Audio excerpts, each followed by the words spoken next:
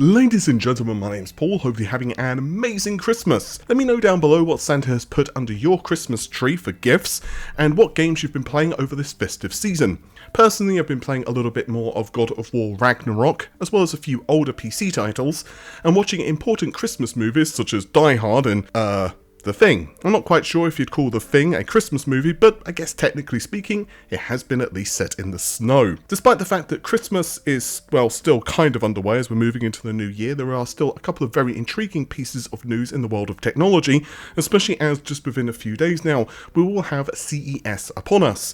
And we're going to get into all of this after this message from the video's sponsor. If you're running a copy of Windows 10 which isn't activated, of course, not only do you have to worry about the missing customization options, but there's also that annoying Windows desktop watermark reminding you to activate. Today's video is sponsored by WhoKeys.com, and they have an excellent price on Windows 10 Professional as well as home keys. Yeah, and they also of course sell games. I've bought a few Windows 10 keys with my own personal account to test everything was legit and worked in preparation for this sponsored video. You can pick up one of their keys for 25% off using the coupon code RGT in the checkout. There's links to their website in the video description. Also, if you're building a few systems, there's bundles available too. Again, you can check out WhoKeys.com and use the coupon code RGT for 25% off the listed Windows 10 key prices. So first things first, the RTX 4070 Ti has had its specifications as well as performance figures actually leaked online. Let's get through the specifications first. There is absolutely no surprises here. 7680 CUDA cores.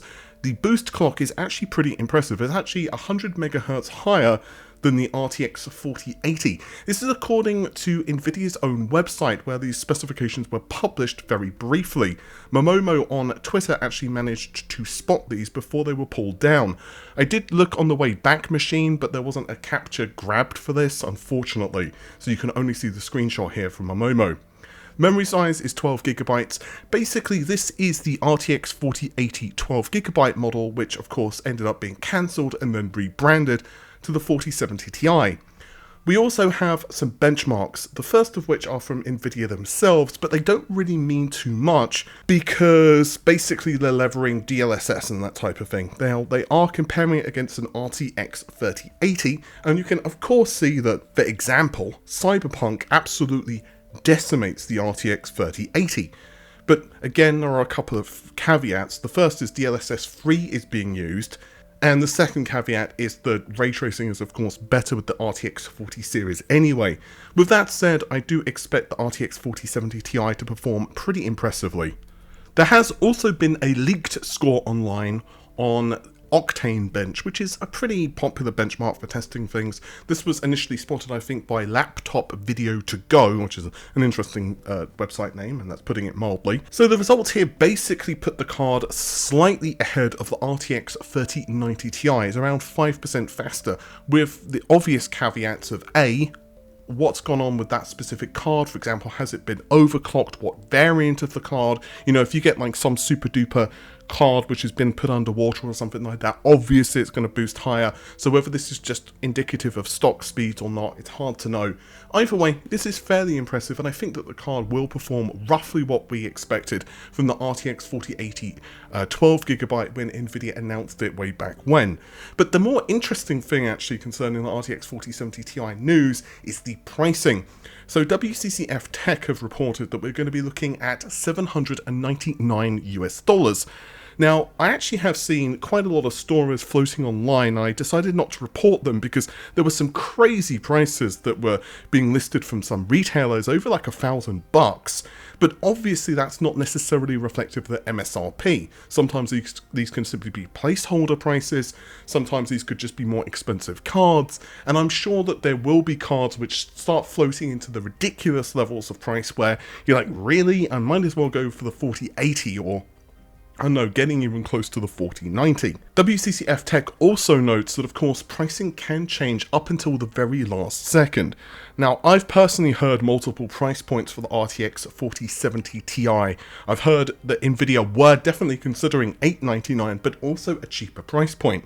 At the moment, Nvidia are definitely winning in terms of GPU sales. AMD have actually been losing some market share, But obviously the $799 price point would put a ton of pressure on AMD's RX 7000 series cards. Honestly, this generation of graphics cards has proven to be very interesting. I especially think this is going to be true when it comes to the mobile implementations of cards. And we're going to get into some RTX 40M stuff in just a moment. I'm hearing some really good things when it comes to N32 from AMD. I'm just trying to verify a little bit of additional information, and I should put out a video of that tomorrow, hopefully, providing there's nothing hinky going on. Actually, that reminds me, if you're wondering why my voice sounds a little different, unfortunately, I also had a bit of a cold over Christmas. It's mostly gone, but I'm just dealing with the, the gooky aftermath, so to speak. Isn't that just wonderful? Anywho, continuing with the RTX 40 train for just a moment longer, let's talk about the laptop side of things. Obviously, mobile GPUs are becoming more and more popular, as people, at the end of the day, do like the portability. Let me know down below, by the way, have you guys switched from like a desktop to like a mobile, kind of setup, or are you still more on the, desktop train? There is an awful lot of performance, of course, on mobile GPUs now, and you no longer feel like you need to have your cake and eat it. I think a lot of these cards are more than capable of hooking up to, let's say, a high refresh rate, high resolution display like 1440p or something, and doing a pretty good job of driving it. If, for example, you want to just play a game and actually sit down at like a desk.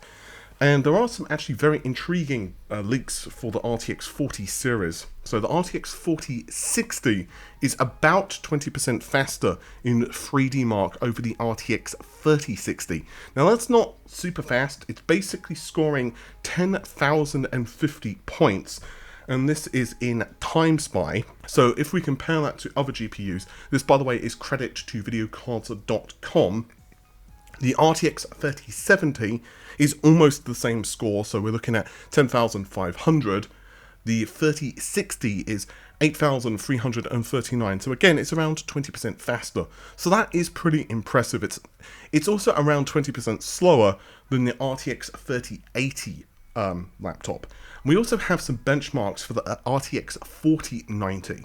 So this is basically a very similar configuration. It's using AD103. It's got 76 streaming multi-processors, which gives us a grand total of 9,728 CUDA cores, which basically means in many ways it's exactly the same implementation as the desktop RTX 4080. The performance here is actually really impressive. I want to give credit to Bench Leaks for this specific entry, and there's not much to say here other than this is almost, at least in Geekbench, very similar in performance to the desktop RTX 3090. I want to give credit to WCCF Tech, who I'm using to kind of compile the scores here. So basically, it's a little bit faster than a desktop RTX 3090.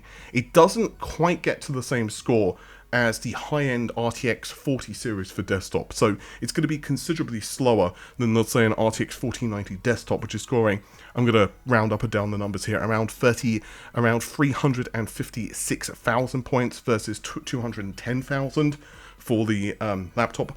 Also, of course, this is clocked slower than the desktop version, so while technically speaking the number of SM and shaders remains identical, you are looking at a considerably slower clock frequency. The last thing I wanted to tackle actually isn't PC related. It's actually a small update to the Switch Pro. So if you guys have been following the channel for any length of time, you'll know that several of my sources have told me in the past that the Switch Pro did exist. It was then confirmed, quote unquote, by an Nvidia leak itself, which actually referenced Nintendo hardware in DLSS code. So that was, I don't want to say too much about that because it was regarding a hack and stuff like that, and yeah, I don't really want to get too much into that stuff, but basically you can Google it yourself. But long story short, it was essentially confirmed.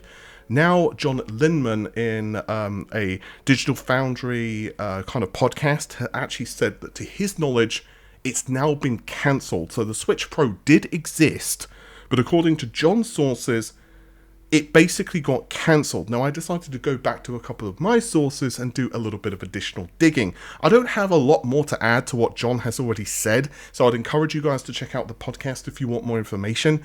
But basically, to my personal understanding, it's true that it has been cancelled. I think we would have known anyway at this point if it hadn't. in its current implementation, in other words, in the current form of Nintendo's, plans for consoles, that has been cancelled. But obviously, this does not mean that Nintendo are just going to suddenly become a software developer, and let's say in 2024, games are going to start appearing on, let's say, the PlayStation and PC hardware. I personally would love that, but it's not going to happen. What it does mean, though, is that the Switch upgraded system has been cancelled. Onto my personal understanding as to why, it basically became cost creep, and it was just not really within the scope of what Nintendo wanted to do. Nintendo kind of do this a lot, and it's not particularly uncommon anyway for projects to be kind of started initially internally and then, just cancelled. There's often a lot of prototyping of hardware. Just for example, this is quite commonly well known, but even Sega with the Dreamcast, there were like a couple of different models of the Dreamcast or the console which became the Dreamcast. There was of course the version that actually got released. I don't need to tell you guys about that. It's basically Power VR based. But then there was another variant which was based on 3DFX's chipset for graphics. I can't remember what the CPU was. It may be the same CPU. I can't remember what the CPU was powering it. And this happens quite a lot. There's different variants of things and specifications can change, but basically I think the Switch Pro is essentially dead at this point.